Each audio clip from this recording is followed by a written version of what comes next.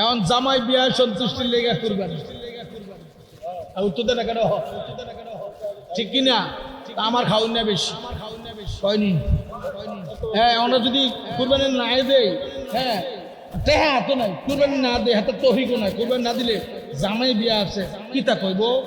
হাওলাত করি বরাত করি জিরে করি কুরবানি না দিতে কয়নি। এমনও হয় কি সুদে আনে, কিছুদিন পরে গরু কুরবানি দিবে, দেন না এটা পশু কুরবানি দিবেন, আগে নিজের পশু কুরবানি এনে পশু আছে, পশু আগে নিজের পশু কুরবানি করো, এরপরে জাহের পশু কুরবানি কবুল হবে। قل إن صلاتي ونسكي ومحياي ومماتي لله رب العالمين। আল্লাহ গোদুস্ত আমার বান্দা বান্দীদেরকে আপনার জবানে বলেন, ইন্না সলাতি নিশ্চয় আমার নামাজ, ওয়া নুসুকি আমার কুরবানি, ওয়া মাহিয়াই আমার দুনিয়ার জিন্দেগি, ওয়া মামাতি আমার রওজা শরীফের জিন্দেগি, বেসাল মুবারকের জিন্দেগি লিল্লাহি রাব্বিল আলামিন, একমাত্র যিনি সমস্ত জাহানের রব আল্লাহ, তার সন্তুষ্টির জন্য। আপনারা এলাকায় নাই আসেনি ইজুকল জিরো কিছু লাভ হইতো না। লিল্লাহি রাব্বিল আলামিন, কুরবানির মাকসুদ তো আল্লাহর সন্তুষ্টি। এখন দেখা যায় তোমার কুরবানি আল্লাহর সন্তুষ্টির জন্য না, জামাই বিয়ার সন্তুষ্টি।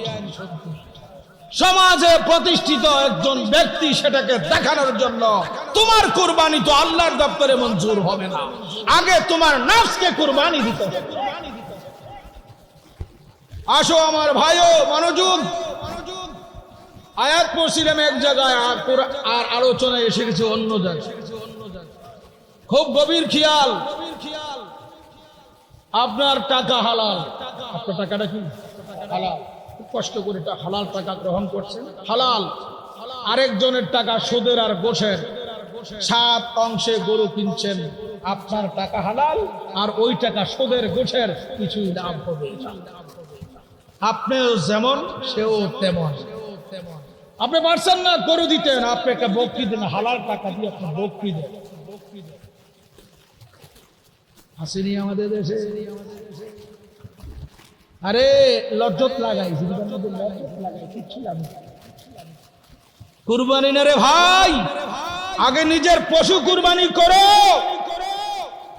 নিজের পশু কুরবানি হবে কলবে সালিম, তোমার কলব অবশ্যই কলবে সালিম হবে। আল্লাহ কয়, বান্দা তুই আর সাধারণ বান্দা না, আমি ডাকলাম তোরে, তুই আমার খাস বান্দা, আমি তোর, তুই আমার। ফাদখুলি ফি ইবাদি ওয়াদখুলি জান্নাতি, তুমি আমার খাস বান্দায় পরিণত হয়েছো, আমি ওয়াদা করলাম আমার জান্নাতে তোমারে প্রবেশ করাবো। জোরে বলুন না সুবহানাল্লাহ, বলেন না কেন? আমরা তরিকতপন্থী কিনা?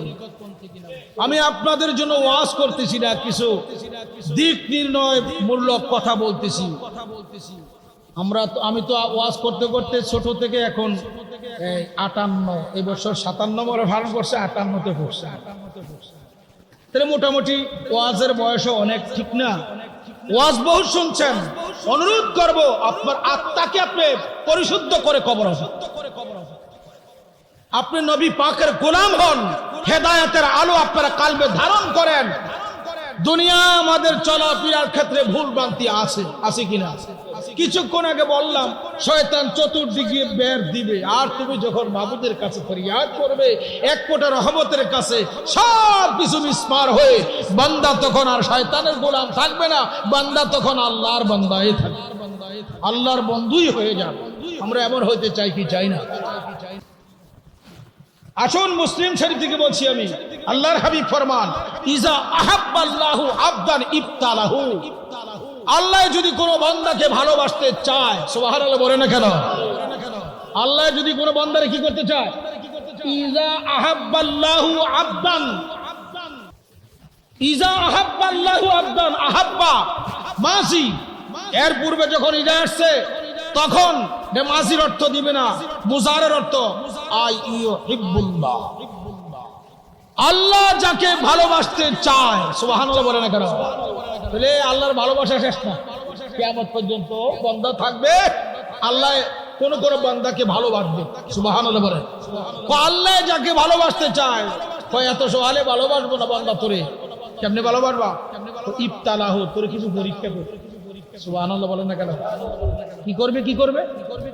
আল্লাহ পরীক্ষা দিবে। যে বান্দাকে আল্লাহ ভালোবাসতে চায়, বান্দা যখন আল্লাহর ভালোবাসার পাত্র হবে, পরীক্ষায় বান্দায় পাশ করতে হবে। যেদিন বান্দা পরীক্ষায় পাশ করবে, আল্লাহ বলেন বান্দা তুমি এতদিন শুধু বান্দাই ছিলে, এখন আমার বন্ধু।